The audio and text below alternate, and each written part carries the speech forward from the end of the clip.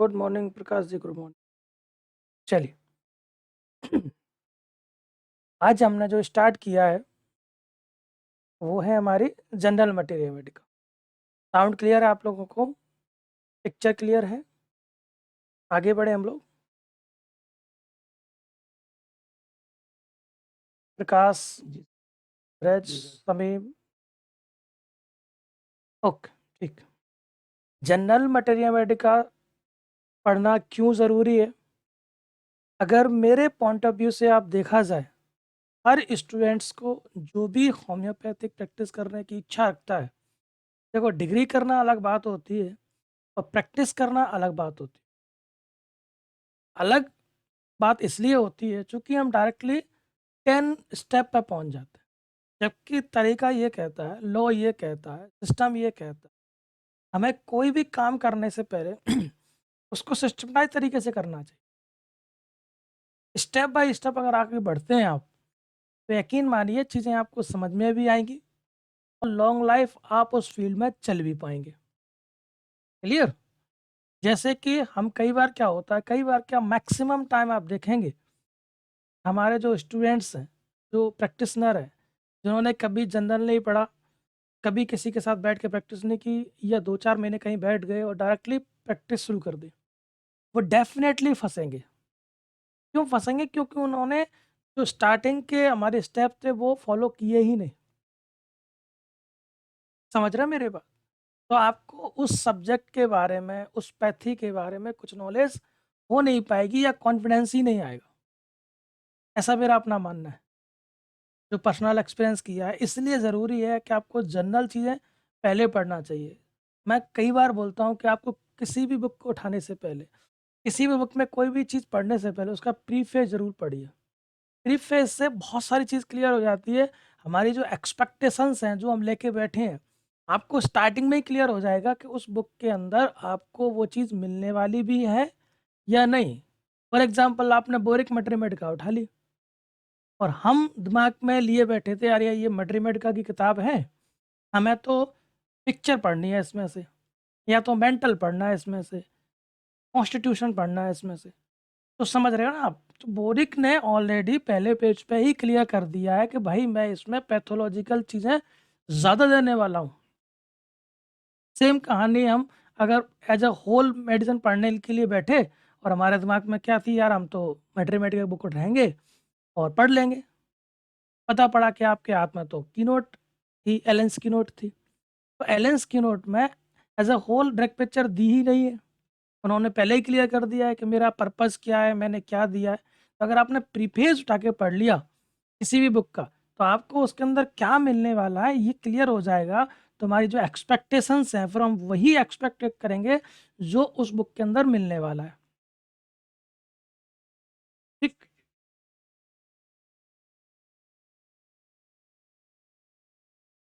Okay.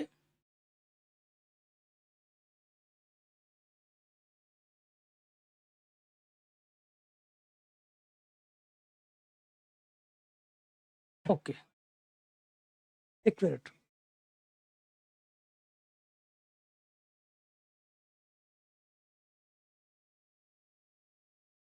एक second. आप लोगों को साउंड क्लियर है? Hello?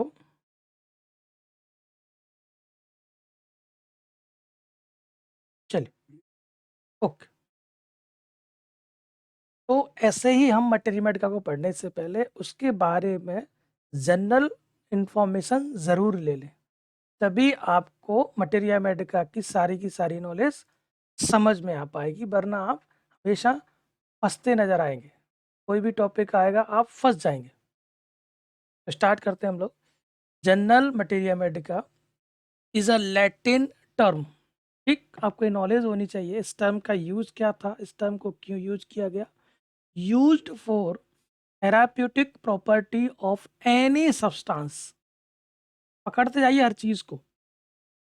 Therapeutic property of any substance which is use for healing. समझ रहे हो आप? उस जमाने में जो भी चीज, जो भी सब्सटेंस हीलिंग के लिए इस्तेमाल किया जाता था थेरापेटिकली, उस नाम के लिए, उस चीज के लिए लफ्ज़ यूज़ किया गया था वो थी हमारी मटेरिया मेडिका। ये तो हुई स्टार्टिंग वाली बात, लैटिन वाली बात। बाद में आया फिर ये कन्वर्ट हो गया किधर? Homeopathic materia Medica. तो यहाँ क्या हुआ? होम्योपैथिक मटेरिया मेडिका यानी मटेरिया मेडिका और होम्योपैथिक मटेरिया मेडिका में ज़रा सा ही फ़र्क है, डेफिनेशन में क्लियर है। Homeopathic materia Medica is a branch of medical science. ज़ाहिर सी बात है हम लोग मेडिकल स्टूडेंट्स हैं तो मेडिकल को ही पढ़ने वाले हैं। Which deals with the sign and symptom of drug, जो कब मिलते हैं? Collected from proving on healthy human being on different age sex and group. Clear cut definition है। मटेरिया मेडिका का जो टर्म है, जो वर्ड है, जो शब्द है, वो यूज उस समय किया गया था उस सब्सटेंस के लिए जिस सब्सटेंस को हम एज अ थेरेपेटिकली हीलिंग के लिए यूज करते थे। ये तो हुई उस जमाने की बात मटेरिया मेडिका के लिए। फिर बात आती है होम्योपैथिक मटेरिया मेडिका के लिए। तो यहाँ इन्होंने क्लियर कर दिया है कि homeopathic materia Medica is a branch of medical science. ये तो यहाँ तक क्लियर है। उसके बाद इसमें लिखा हुआ है विथ द डील्स, जो कि किससे डील कर रही है? साइन एंड सिम्टम्स से। इसमें और क्या मिलता है हमको? होम्योपैथिक मटेरिया मेडिका में हमें मिलेगा क्या? साइन एंड सिम्टम, जो कहाँ से आए?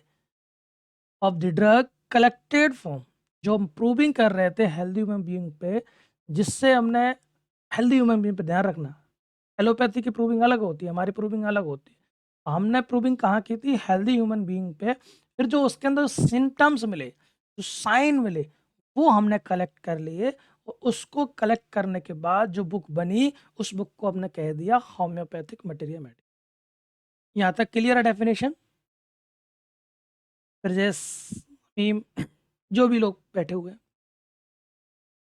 एग्जैक्ट क्लियर है? मटेरिया मेडिका क्या थी हमने फिनिश कर दिया। होम्योपैथिक मटेरिया मेडिका क्यों बोल रहे हैं हमने क्लियर कर दिया। अब हम एक और डेफिनेशन पढ़ते हैं। Homeopathic materia Medica is a branch of homeopathy. अब हम और डीप चले गए। विच deals with the drug and medicine. अभी आगे पढ़ेंगे कि ड्रग का मतलब क्या, मेडिसिन का मतलब क्या, और रेमेडी का मतलब क्या। कई और लोगों को तो यही नहीं पता होता कि इन तीनों चीज़ों में सेम है या डिफर है। तो हमारी गलती ही है ना। फॉर एग्जाम्पल अभी परसों का एक केस था सोराइसिस, काफ़ी टाइम से मेरे पास था। उसमें हो क्या रहा था, बीच में आराम आ जा रहा था, बहुत दिन 2-3 महीने आराम था, तो हम भी श्योर हो गए कि अब केस ठीक हो रहा है। सडनली अभी कुछ ही दिनों से वो रिलैप्स कर गया। तो ये बात मरीज को नहीं पता होती कि इस तरह की जो डिसीज़ है इसमें कई बार रिलैप्सन आ जाते हैं। तो उसको लगा कि डॉक्टर ठीक नहीं है या मेडिसिन ठीक नहीं है, तो एकदम से वो, भाई जाहिर सी बात है मरीज का नाराज होना जाहिर सी बात है। वो बोला नहीं सर अब तो हम दवा बंद कर देंगे। क्या मतलब इतने दिन दवा खाने से, अब हम दूसरी पैथी की दवा लेंगे। मैंने उससे यही बोला कि एक हो पैथी चेंज मत करो, आप डॉक्टर चेंज कर दो। हो सकता है कि मुझसे कुछ चीज़ छूट रही हो सकता है कि मुझसे कोई मिस्टेक हो गई हो, पर मेरी पैथी गलत तो नहीं हो सकती। आप कोई होम्योपैथिक डॉक्टर ही चूज करो। बहुत सारे डॉक्टर होंगे जो मुझसे अच्छा जानते होंगे, तो आप उनसे मेडिसिन ले लो। बट चूंकि आपका केस रिलैप्स हुआ है तो मुझे रिकेस्टिक करने की आवश्यकता है। हो सकता है पोटेंसी बढ़ाना पड़े, हो सकता है रेपिटेशन बनना पड़े। वो अगर मुझे आप चांस देंगे दोबारा रिकेस्टिक करने का, तो मैं उसमें आपकी हेल्प कर पाऊंगा। अगर काम ही नहीं करती दवा, तो आपको 4 से 5 महीने तक आराम रहता ही नहीं। तो मैंने उसे काउंसलिंग की, एंड दी मतलब लास्ट में आके वो दोबारा मुझे टाइम देने के लिए रेडी हो गया। मगर फिर भी हमने यही बोला था कि अगर आपको चेंज भी करना है तो आप डॉक्टर चेंज करो, पैथी चेंज मत करो। हो सकता है मुझसे ही गलती हुई होगी, मेरी पैथी तो कभी खराब हो ही नहीं सकती। समझ रहे हैं आप? तो अगर कुछ हो भी रहा है तो कहीं ना कहीं हमसे मिस्टेक हो रही है। वरना हमारे जो पूर्वज रहे हैं उन्होंने तो बहुत कुछ दे दिया हमको इस पैथी के अंदर। हमसे ही कहीं ना कहीं चूक हो गई होगी। बहुत बड़ा साइंस है ये, हर कोई हर चीज़ पढ़ ले पॉसिबल नहीं है। तो ये होम्योपैथिक मेडिका हमारी अपनी होम्योपैथी की ब्रांच है जिसके अंदर हम डील्स करते हैं ड्रग एंड मेडिसिन। तो आगे जाके जैसे जैसे हम पढ़ेंगे आप ये अंतर समझेंगे, ड्रग मतलब क्या, मेडिसिन मतलब क्या, रेमेडी मतलब क्या। ये बहुत बारीक चीज़ें हैं, मैक्सिमम लोगों को नहीं पता होती, जबकि ये स्टार्टिंग में ही समझ आना चाहिए। पर हम लोग उस समय उतना पढ़ते ही नहीं है। एक और बात आगे जाएंगे। Homeopathic material Medica is a book, और सिंपल कर दिया, कुछ नहीं है, सिर्फ एक बुक है जिसमें है क्या? Containing a systematic record. इसमें एक सिस्टमेटिक तरीके से कुछ रिकॉर्डेड चीज़ें हैं। वो रिकॉर्डेड क्या है? साइन एंड सिम्टम है। इसके ड्रग के, कब? जब हमने उसको प्रूव किया था हेल्दी ह्यूमन बीइंग पर। इतनी सी डेफिनेशन है इसकी। होम्योपैथिक मटेरिया मेडिका सिर्फ एक बुक है जिसके अंदर हमने सिस्टमेटिक तरीके से कुछ कंटेन कर रखा है, कुछ रिकॉर्ड रखा है। वो रिकॉर्ड है हमारा साइन एंड सिम्टम, जो कि हमें प्रूविंग के टाइम पे मिला था बस। अब क्लियर है? जनरल होम्योपैथिक मेडिका की डेफिनेशन इससे ज़्यादा नहीं है। कोई क्वेश्चन किसी का? पूछ सकते हैं आप, या आगे बढ़े? चलिए कोई बात नहीं। ओके, अब देखिए, अब हम एक-एक करके हर चीज़ के बारे में डिटेल नॉलेज लेते चले जाएँगे। जनरल चीज़ें बहुत बहुत ज़्यादा इम्पोर्टेंट होती हैं, आपको कॉन्फिडेंस देंगी। सबसे पहली बात तो यही है कि हम जिससे डील करने जा रहे हैं, उसके बारे में एग्ज़ैक्ट नॉलेज मालूम होनी चाहिए। आज भी मैं देखता हूँ कई साले 4th ईयर तक के बच्चे, इवन जो प्रैक्टिस कर रहे हैं, वो भी लोग कहते हैं हेल्थ मतलब सीबीसी नॉर्मल, जबकि ये टोटल, टोटल, टोटल रॉन्ग है। हेल्थ का मतलब अगर आप नहीं समझेंगे तो डिसीज़ को नहीं पढ़ पाएँगे। और डिसीज़ का मतलब नहीं समझेंगे तो आप पिक्चर नहीं ढूँढ पाएँगे मेडिसिन की, और मेडिसिन को नहीं ढूँढेंगे तो आप उसको अप्लाई नहीं कर पाएँगे। जब अप्लाई ही नहीं कर पाएँगे तो आपको रिजल्ट्स नहीं आएँगे। यानी बेसिक से ही गड़बड़ हो जाएगी आपकी। तो हेल्थ को समझो पहले, हेल्थ है क्या? सुनने में, कहने में बड़ा नॉर्मल लगता है, मगर इसको प्रॉपर तरीके से पढ़िए। Health is a state of complete, मैं फिर से बोल रहा हूँ, एक-एक लफ्ज़ को फ़ोकस करिए। हेल्थ इज़ अ स्टेट, यानी एक अवस्था है, कौन-सी? कंप्लीट। नाम नाम एक-एक वर्ड का फ़ोकस करिए। कंप्लीट बोला है यहाँ, पार्शियली नहीं बोला मैंने। कंप्लीट फिज़िकल, यानी जो हम देख पा रहे हैं, मेंटल जो हमारी कैपेबिलिटी है एंड सोशल जो हम बिहेव करते हैं। 3 डायमेंशन होते हैं हमारे हेल्थ के। फिज़िकल जो हमारा दिख रहा है शारीरिक, कहीं से हम विकलांग तो नहीं है। दूसरा होता है मेंटल, जो हमारी कॉग्निटिव पावर है, जो हमारी अंडरस्टैंडिंग पावर है, वो होती है मेंटल। और एक हमारी सोशल, हम लोगों से कैसे इंटरेक्ट कर रहे हैं, हम कैसे व्यवहार कर रहे हैं, वो होती है हमारी सोशल हेल्थ। आजकल फिजिकल हेल्थ पर तो मैक्सिमम लोग ध्यान दे रहे हैं, बट मेंटल लोगों का बिगड़ चुका है। सोशल तो बहुत पहले ख़त्म हो चुका, बहुत पहले ख़त्म हो चुका। अगर आपको सोशल जानना है तो किसी के लिए अच्छा काम करके देख लेना, या फिर सोशल जानना है तो किसी को पैसे उधार करके देख लेना। आपको मालूम पड़ जाएगा सोशल काम से लोग कितने खुश हैं। वैसे मैं बहुत ज़्यादा इंटरेस्टेड नहीं रखता हूँ पॉलिटिक्स पर, मगर जितनी मुझे नॉलेज है, अभी अपनी जितनी पढ़ाई-लिखाई की है, उसके बेस पे मैं कह सकता हूँ सबसे अच्छा अगर हेल्थ और एजुकेशन में काम किया है किसी गवर्नमेंट्स ने, तो वो मैं दिल्ली गवर्नमेंट्स को देखा है, अपनी नॉलेज में। मुझसे पहले किसने किया हो या हमने उसको देखा नहीं, बात अलग। जितनी हमारी समझ है एजुकेशन के मामले में, क्योंकि वहाँ मेरे कई सारे दोस्त हैं जो वहाँ टीचर हैं दिल्ली में ऑलरेडी। जब उनसे बातचीत होती है, फिर हम उसको प्रैक्टिकल देखते हैं, सुनते हैं, समझते हैं। इवन वहाँ स्कूल में जाके भी हमने देखा है। मतलब आप चकाचौंध हो जाओगे कि ये प्राइवेट स्कूल है, ये सरकारी स्कूल है। और उस बंदे को भी दिन-रात गालियाँ मिलती होंगी, और मिल रही होंगी सोशल मीडिया पे, अदर। सोचिए ना आप कि लोग सोशली भी कितने बीमार हो चुके हैं। जिस बंदे ने वो काया-पलट कर दी अपने सिस्टम की, जो आप कभी सपने में सोच भी नहीं सकते। अगर आप लोगों में से हो सकता है कई लोग एग्री होंगे, कई लोग नहीं होंगे। मुझे नहीं पता, कई लोगों के पास व्हाट्सएप का ज्ञान होगा अभी, कई लोगों के पास नहीं होगा, पर एक्चुअल तस्वीर यही है। अगर आप समझें जाएँ, उसने काफ़ी कुछ हद तक चेंजेस लाए हैं। हालाँकि सफिशिएंट नहीं होंगे, चूँकि चेंजेस तो हमेशा लगातार बदलते रहते हैं। बट सोशली हम कैसे बिहेव कर रहे हैं, हमारा फ़र्ज़ है, जो भी गवर्नमेंट्स हो, कोई भी हो, किसी की हो पार्टी से कोई फ़र्क नहीं पड़ता, सब एक-दूसरे के अंदर घुसे हुए हैं। अगर कोई बेहतर कर रहा है तो उसका सपोर्ट करना चाहिए। तो वो होती है हमारी सोशली हेल्थ। हो सकता है हम सामाजिक रूप से, रिलीजियस वाइज़ या किसी और वजह से उसका विरोध करने लग जाएँ, तो वो हमारी सोशल हेल्थ हमारी बीमार मानी जाएगी। भाई जो अच्छा है उसका सपोर्ट चाहे कोई भी हो, जो नहीं है उसका विरोध चाहे कोई भी हो, यही तो हमारी मेंटल हेल्थ है। मेंटल का मतलब ही ये होता है कि आपसे सोचने की, समझने की, एक्शन लेने की अगर पावर नॉर्मल है तो आप मेंटली नॉर्मल है। अगर यहाँ कुछ गड़बड़ है तो मेंटली बीमार है। और फिजिकल का मतलब होता है जो आपके हाथ, पैर, मुँह, नाक जो दिख रहा है, उसमें कुछ डिसेबिलिटी है, उसमें कुछ डिस्टर्बेंस है, तो आप फिजिकली बीमार हैं। मेंटली में आपकी कैपेबिलिटी डिस्टर्ब हो गई। सोशली में लोगों से इंटरेक्शन आप कैसे कर रहे हैं, वो भी आपकी हेल्थ है।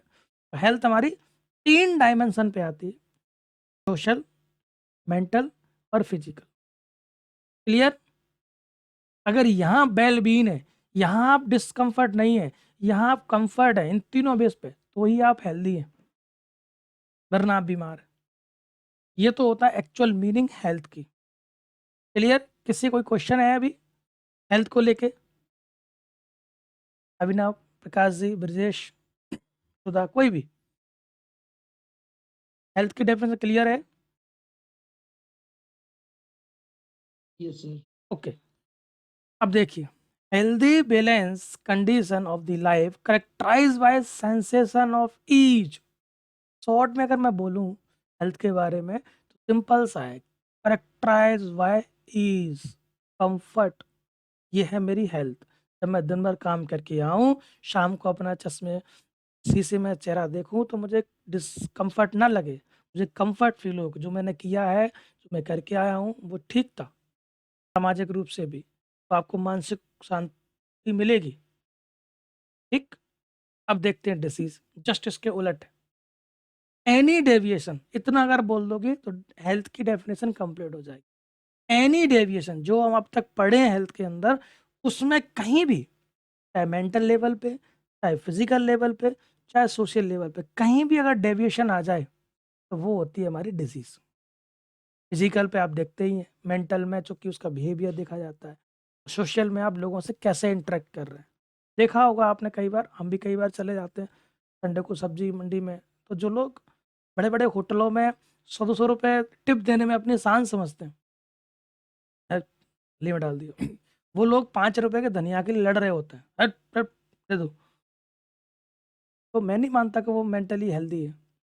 भाई अगर तुम वहाँ 200 दे सकते हो, जो आदमी 2 बजे मंडी जाता होगा, 5 बजे बुढ़ापे में सर्दी में आपके यहाँ रखा हुआ है, और वो अगर 2-5 रुपए उससे कमा भी लेगा, तो कौन सा तुम लखपति कर दोगे उसको?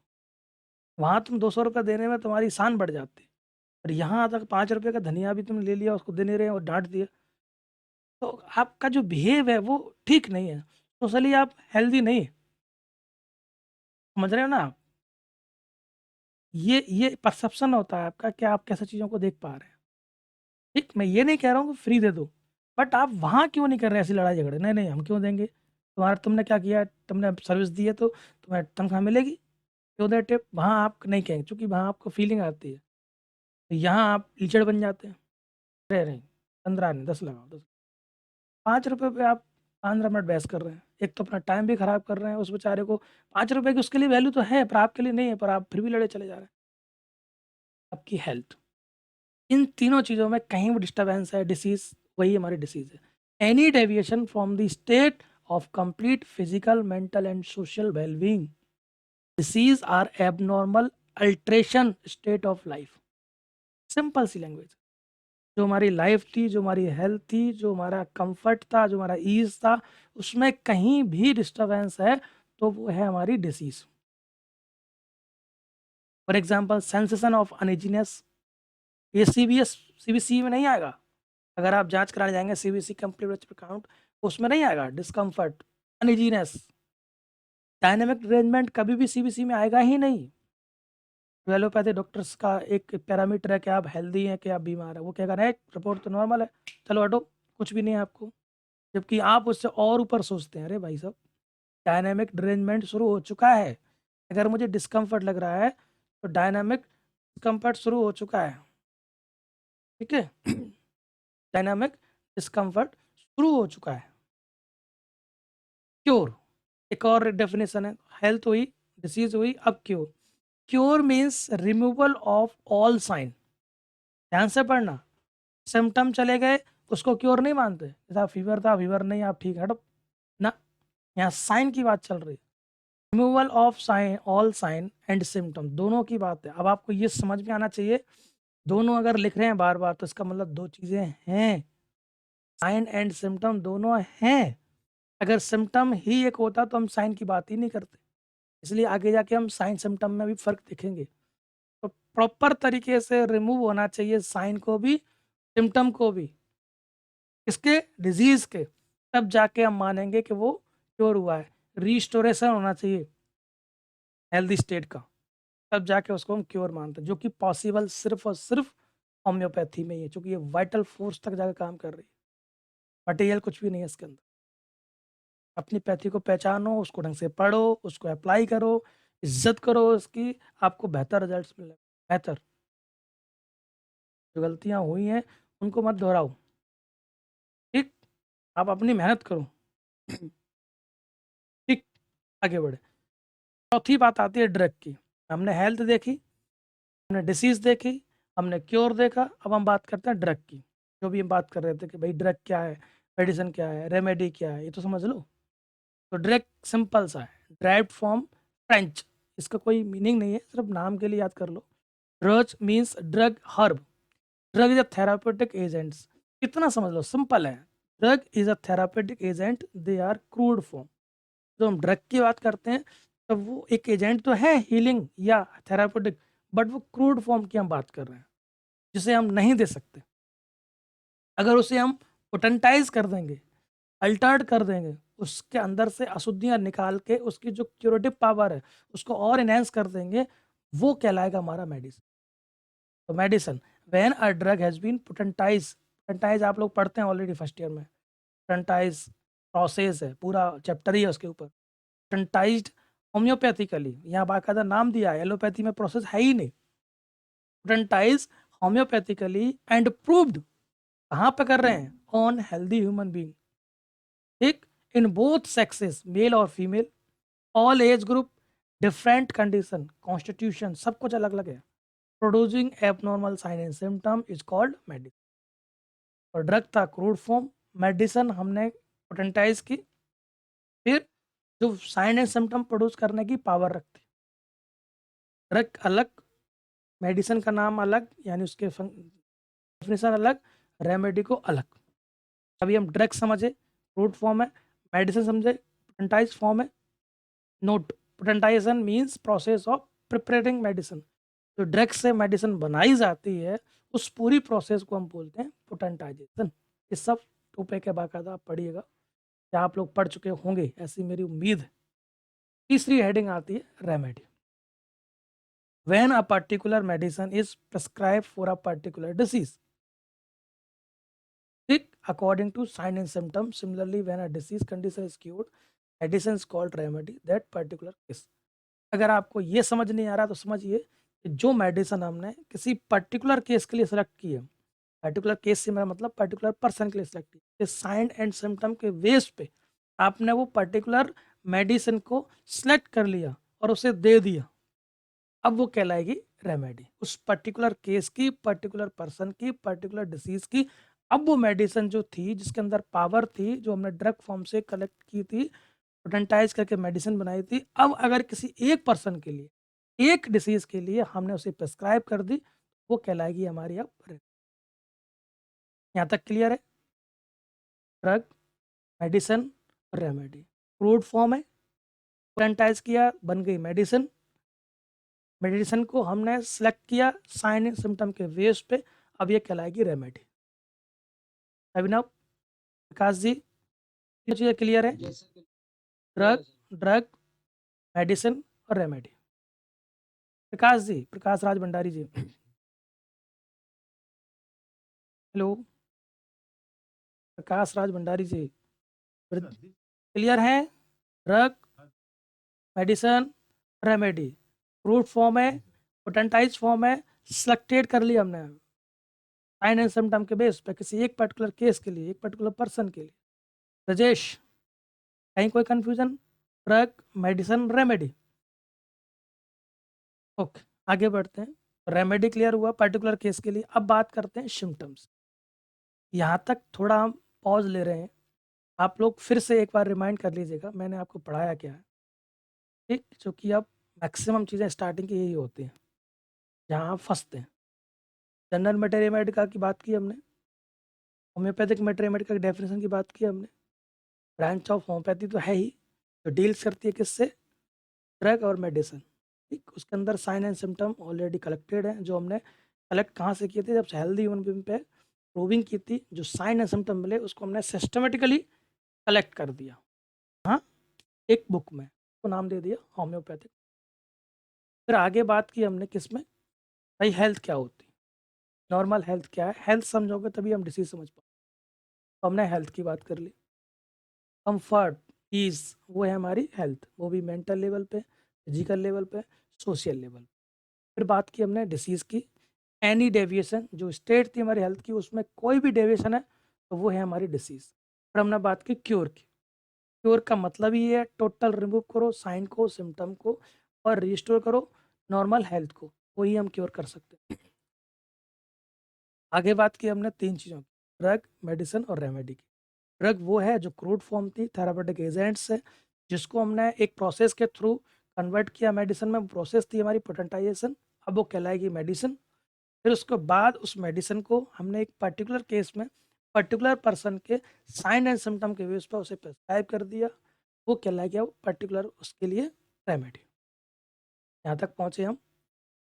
अब बात कर रहे हैं हम सिम्टम की। हम सिस्टमेटिकली आगे बढ़ रहे हैं, एक एक चीज़ छोटी छोटी चीज़ है मगर वो बहुत काम आएगी प्रैक्टिस में।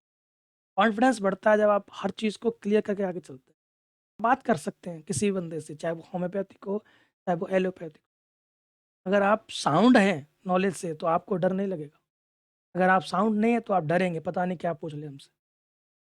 ठीक। सिम्टम की बात करते हैं। द वर्ड, कहाँ से आया symptom word? Is derived from Greek word. Symptom means anything that happen. अब कितनी अच्छी डेफिनेशन यहाँ दे दी। अगर आप समझ सकते हैं, अगर आप समझ पा रहे हैं तो ईजिली आप क्लियर हो जाएंगे यहाँ से। एनीथिंग दैट हैपन, जो कुछ भी हुआ है और जिस फॉर्म में भी बाहर आया है वही सिम्टम। इससे अच्छी डेफिनेशन और क्या होगी आपके लिए, सम हो ही नहीं सकती। एनीथिंग दैट हैपन, वंडरफुल लफ्ज जो यूज किए उन्होंने, एनीथिंग दैट हैपन। ठीक। चलिए क्या हुआ है, कौन है एनीथिंग, समझते हैं। Symptom means any change that in the health of organism which is felt by patient himself and उसके those around, observe by physician. इन यहाँ नाम लिए जा रहे हैं। सिम्टम का यहाँ मतलब बताया जा रहा है कि जो भी कुछ हमारे हेल्थ के अंदर, तो ऑर्गेनिज्म हम बात कर रहे हैं जिस पर्सन के, जिस ठीक करने वाले, उसके अंदर कुछ भी अगर हुआ है वो हर चीज़ सिम्टम है। ठीक। चाहे वो पेशेंट फील कर रहा हो, चाहे वो अटेंडर ऑब्जर्व कर रहा हो, चाहे वो फिजिशियन ऑब्जर्व कर रहा हो। ऑब्जर्व कहीं से कोई भी हो, कई चीज़ें हैं तो फिजिशियन नहीं देख सकता, पेशेंट फील कर सकता है। पढ़ेंगे आगे आके सिम्टम में कौन से फ़र्क है, सब्जेक्टिव अलग होते हैं, ऑब्जेक्टिव अलग होते हैं, उनके बारे में भी हम पढ़ेंगे। ठीक। तो सिम्टम का मीनिंग सिर्फ इतना है, जो भी हमारे अंदर हुआ है उसकी भाषा है हमारी बॉडी की, अपने आप को रिप्रेजेंट करने की। जब वो ड्रेन जो होती है तो अपने आप को जो रोती है, उसके आंसू हैं डिसीज के, उस फॉर्म में जो आते हैं वो है हमारा सिम्टम। चाहे वो हमें फील हो रहा हो, अंदर का दिल का दर्द है, पर आप नहीं समझेंगे, वो पेशेंट ही समझ सकता है, ना ही उसके अटेंडर ना ही उसके डॉक्टर। वो भी सिम्टम है। ठीक। पढ़ेंगे आगे जाके साइन सिम्टम में क्या फ़र्क है, अभी तो मैं जनरल भाषा बोल रहा हूँ। चाहे मरीज समझ सके, चाहे अटेंडर देख रहे हो, डॉक्टर समझ रहा हो, इस सब मिला के हमारा सिम्टम्स। क्लियर। आगे जाके और देखेंगे हम। अब इसमें भी फर्क है, सब्जेक्टिव सिम्टम या ऑब्जेक्टिव सिम्टम। सब्जेक्टिव पढ़ने के बाद हम यहाँ आज ऑफ कर देंगे क्लास को, आपको टाइम देंगे कल तक पढ़ने का। Subjective symptom, this symptom which are felt by patient, वो सिम्टम है जो खुद महसूस कर सकता है, hence called, rated by called subjective symptom. जैसे फॉर एग्जांपल मुझे दर्द है, ना इसको अटेंडर समझ सकता, ना इसको डॉक्टर समझ सकता, ना ही कोई मशीन ऐसी बनी है जो दर्द को फील कर सकती। दर्द तो मुझे खुद ही फील होगा। ठीक। पेन, फीलिंग, बर्निंग, डिजायर, ये सब मेरे अपने फीलिंग है, तो इनको डालेंगे हम सब्जेक्टिव सिम्टम। ऐसे सिम्टम जो आसपास वाले भी देख रहे हैं और मुझे भी फील हो रहा है, तो जाएगा हमारा किस में, किस में जाएगा, ऑब्जेक्टिव।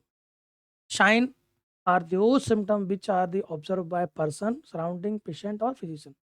खुद भी महसूस कर रहा है, आसपास के लोग भी देख पा रहे हैं, और डॉक्टर भी समझ रहा है। स्वेलिंग है, डिस्कलरेशन है, स्किन बोन्ड है, ये तो दिखता ही इजली। तो यहाँ आके हम फुल स्टॉप लगा देंगे आज की क्लास का, और आपको टाइम दे रहा हूँ पूरा, मैं पूरे दिन का। कल आप सिम्टोमेटोलॉजी पढ़ के आना है, जनरल मटेरियल का के हम डिटेल पढ़ने वाले हैं, मैं आपसे रिक्वेस्ट कर रहा हूँ, आपको अगर अच्छा जाना है तो आप बेसिक चीज़ों को अच्छे से पढ़िएगा। ये काम की हैं, ज़िंदगी भर काम आने वाले हैं, इससे आपका कॉन्फिडेंस बढ़ेगा अपने सब्जेक्ट के प्रति। सिम्प्टोमेटोलॉजी पढ़िएगा, 1 घंटा लगेगा मुश्किल से। रिवाइज़ करिएगा इसको, आज को समझ आएगा आपको। हर सिम्पटम्स के बारे में पढ़ने वाले हैं, ठीक? फिर हम ये देखने वाले हैं सोर्स ऑफ मेट्रीमेड का क्या है, कहाँ-कहाँ से सोर्स लिए जाते हैं, ये तो ईज़ी है, स्टेप में भी आप लोग पढ़े होंगे, ठीक है? तो आज मैं यहीं रोक रहा हूँ इसको, कल इसको हम आगे बढ़ाएँगे। कल थोड़ा टाइम चेंज होगा थोड़ा-सा, 10-15 मिनट का, मैं बता दूँगा आपको। चलिए, ठीक है? ओके, आज के लिए इतना काफ़ी है, मिलते हैं कल आपसे। Okay, welcome. चलिए। Recording stop.